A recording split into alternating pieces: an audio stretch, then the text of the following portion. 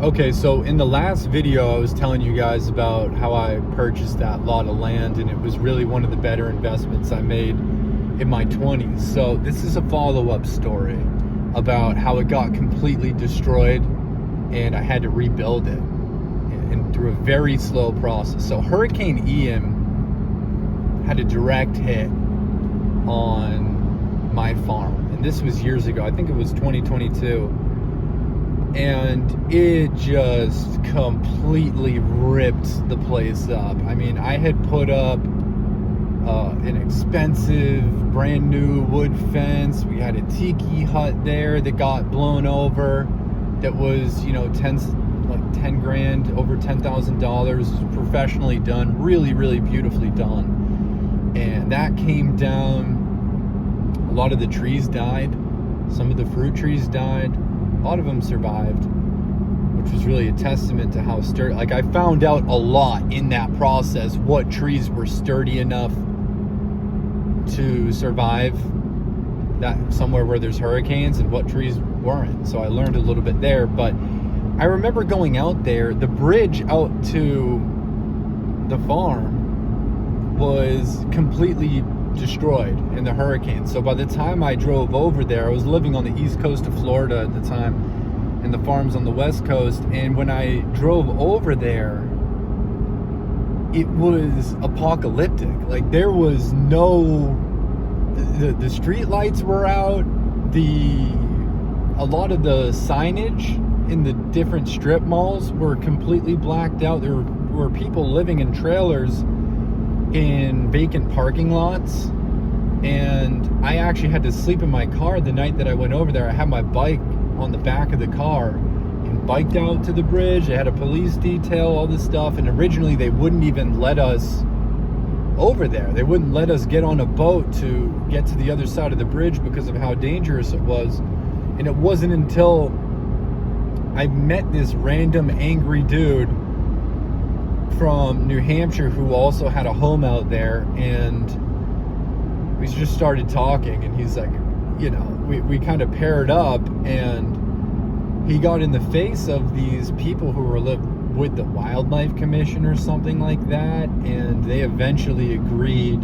They started fighting amongst themselves whether or not it was a liability for us to get on the boat and go over there, because some people had fallen off of it, and then it could turn into a legal problem.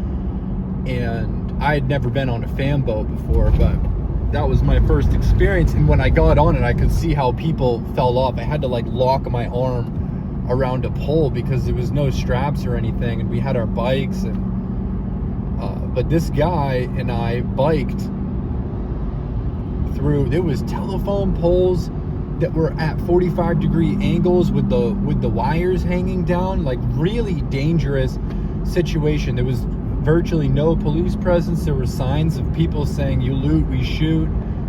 People open carrying firearms. It was really crazy. But I don't want to digress too much. The point of the story was, when I went out there, the whole place was destroyed. And this was like my biggest investment of my 20s. I didn't really have any friends or family that was there to help me rebuild the whole situation.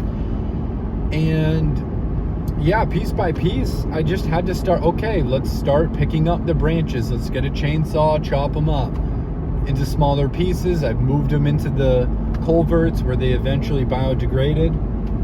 And then it was like, all right, let's crank the trees back upright. So I got a pole digger, had to dig these holes, put these posts in there, get some ratchet straps, wrap around the tree and the post, crank it so that the tree would stand up correctly. Left it like that for a year or so until it readjusted.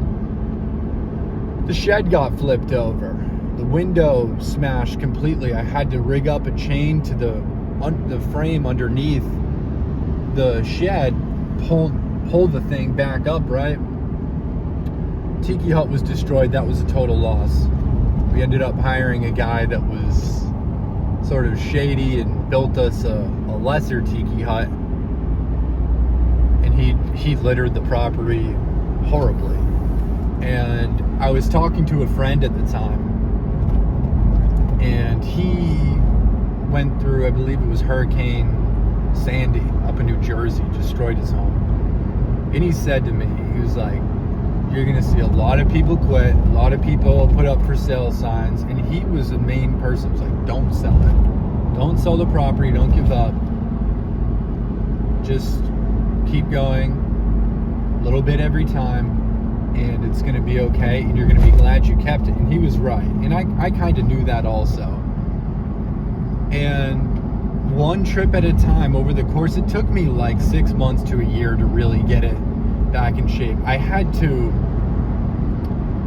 the whole back side of the fence, I probably have some pictures of this, got completely destroyed, just the way that the wind hit it. And guys, we're talking about 16-foot wooden boards just splintered all over the place, and they had galvanized nails, and some of them were still in the post, but it was bent over. So I had to go out there with a crowbar and pull every board out of the post, reset the post, and by myself line up the fence boards evenly. So I had to use a drill, and I just basically drilled one side, went to the other, drilled the other one in. There was no way to do it with a hammer and a nail, because it would have required having 3 hands to hold the nail in place.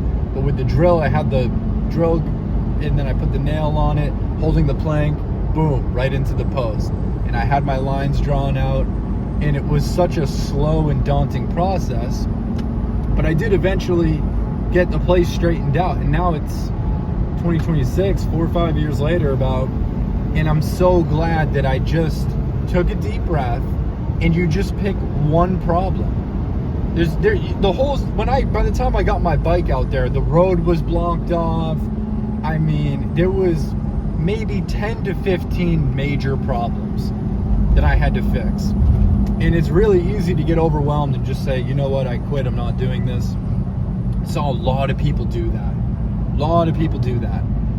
And when you go into a state of shock like that and something terrible happens, whether it's a relationship gets ruined, you lose your job, you know, there's a natural disaster, whatever the case may be, normally there's like a multitude of problems that are overwhelming you.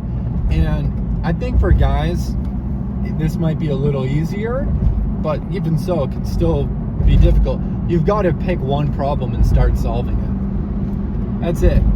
That's all you got to do. And then sometimes when you're on the third problem, someone might see you, want to help you. They help you fix the fourth problem or the fifth problem. You get a good balance on the sixth problem. Once you got 6 of them down, you know, the 5 that are, you know, 5 or 6 other problems that are left starts, you know, there's light at the end of the tunnel, and you just get there, you know, and you just keep doing the right thing, and it tends to work out. It tends to work out for people who have a little bit of focus and don't let the gravity of the situation completely destroy them. So that's the moral of the story. You pick one thing, you fix it. You pick the next thing, you fix it. You sleep. You're not gonna solve it all in one day. My neighbor actually gave me this one analogy. I didn't really like it because it put me off a little. He's like, you want to know how you eat a big elephant? One bite at a time. He was sort of a boomer, so they kind of like those analogies, but I was like, man, I would never want to eat an elephant. That just seems wrong to me.